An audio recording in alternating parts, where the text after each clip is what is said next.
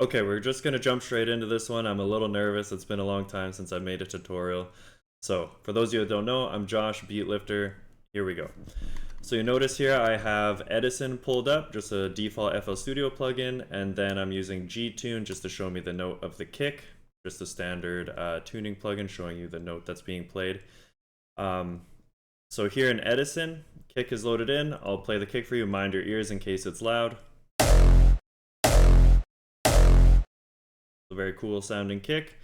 I'm going to highlight the whole tail, and then I like to start pitching my kicks from around the 76 millisecond point. If you have to go a little bit in, a little bit further, or a little bit out, that's fine. Play around with it, find what works best for you.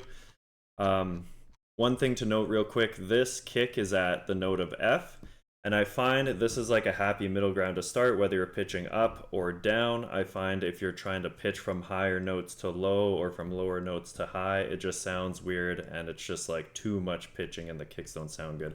That's at least my experience anyways.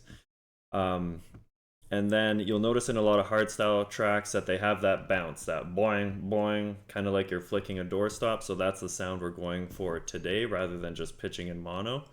So I'm going to click the time stretcher here, the little clock. And then I'm going to make sure it's in resample first. I'm going to bring this knob up nice and high so we can really hear that bounce. I'm going to hit preview. Okay, so will you see that's perfect? You can already hear it's kind of getting that bounce, but since it's resampling the kick, it's shortening the waveform. So keep this number in mind right here where it says 522 milliseconds. So I'm going to hit accept, and then now it shortened the waveform, but it did pitch it up to C. I'm going to click back on the time stretcher. Make sure the pitch knob is back down to center so it's not resampling it anymore, or not pitching it anymore rather.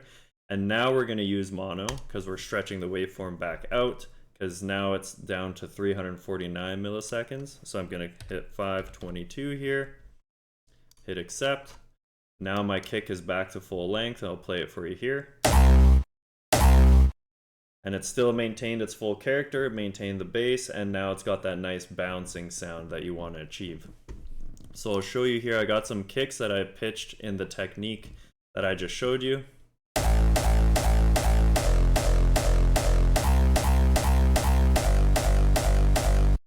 They all sound pretty good, sweet. And now I'm going to go over here, and I pitched all these kicks just in mono, like some people may be doing. I used to do that as well.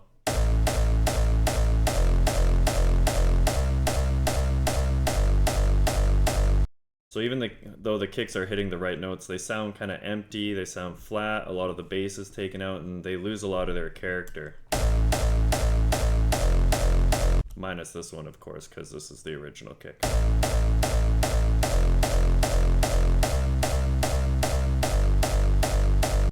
And then I'll show you these kicks one more time.